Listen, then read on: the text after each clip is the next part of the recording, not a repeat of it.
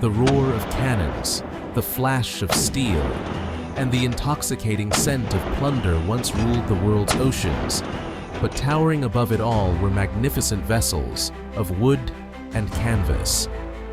For centuries, humanity dreamed of conquering the seas, but it was during a specific, dazzling period that this dream truly took flight. The Age of Sail. Picture massive, self-contained worlds, driven by nothing but the wind, connecting continents and shaping destinies. But how did this era of unparalleled maritime mastery truly transform our world? And what incredible ambitions, triumphs, and even tragedies did it carry on its mighty currents? Today, we unfurl the sails and set course for an exploration of the Age of Sail, an era that didn't just cross oceans, but literally forged the modern world as we know it. Ready to explore? If you're fascinated by history's turning points, the wonders of science, breakthroughs in tech, or the mysteries of space, you're in the right place. Hit subscribe and join our journey. Your curiosity makes it all possible. So, what exactly was the Age of Sail? This era was about far more than merely sailing ships. It represents roughly 3 centuries, from the mid-16th to the mid-19th century, when global movement, whether for trade, exploration, warfare, or migration, was almost exclusively powered by wind. And it was nothing short of a golden age of innovation. Before this period, voyages were often coastal, limited, and terrifyingly risky. But then came revolutionary designs. The caravel, a nimble Portuguese vessel with its distinctive lateen sails, allowed explorers to sail against the wind, pushing into unknown oceans. Then the galleon, a true floating fortress, combined cargo capacity with formidable firepower, becoming the backbone of global trade and conquest.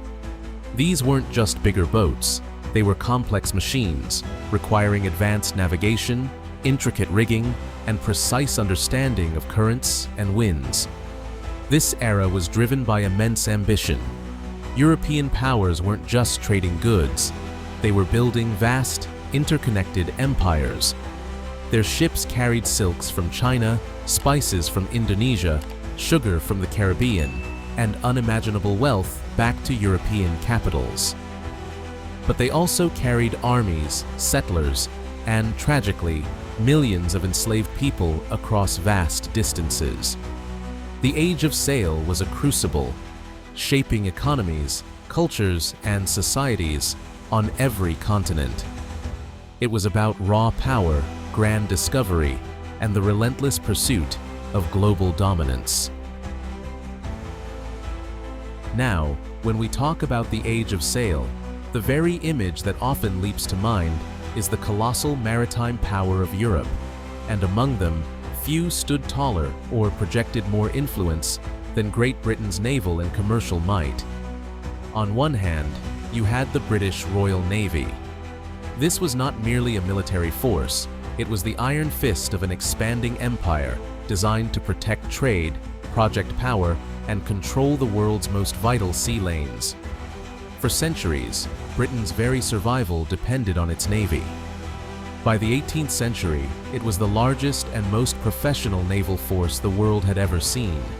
Its ships, the formidable ships of the line, towering vessels bristling with cannons, were engineering marvels, capable of delivering devastating broadsides.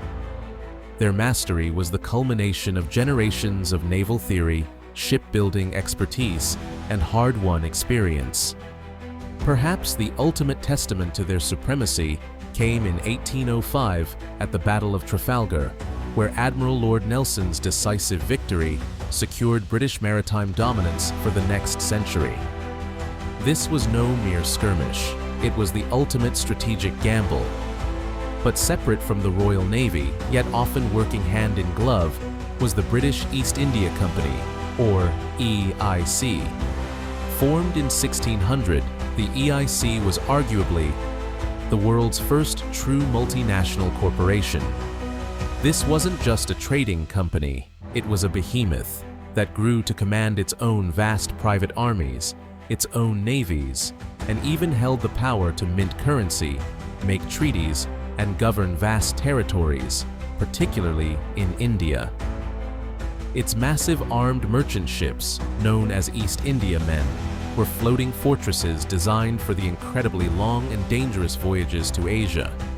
The EIC's aggressive pursuit of spices, textiles, and tea fundamentally reshaped global trade and laid the groundwork for the British Empire's expansion into Asia.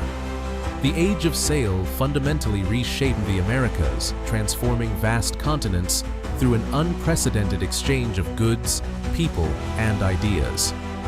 This was the era of the Transatlantic Trade Triangle, an immense network that crisscrossed the Atlantic, linking Europe, Africa, and the Americas.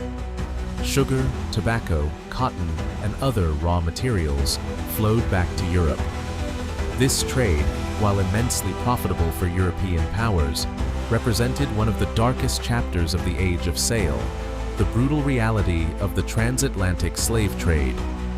Millions of Africans were forcibly transported in the holds of sailing ships under unspeakable conditions to fuel the colonial economies of the Americas.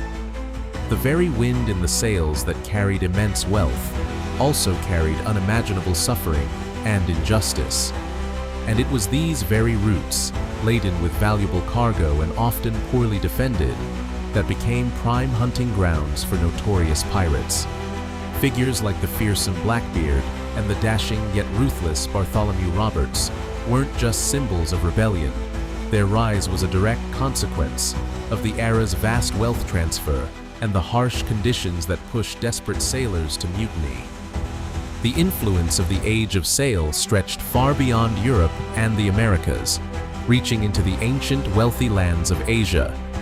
Here, it wasn't just national navies that dominated, but other incredible corporate behemoths like the Dutch East India Company, the VOC, Verenigde Oostindische Compagnie. Founded in 1602, just 2 years after its British counterpart, the VOC quickly became, arguably, the largest private company in history, often wielding more power than many European states.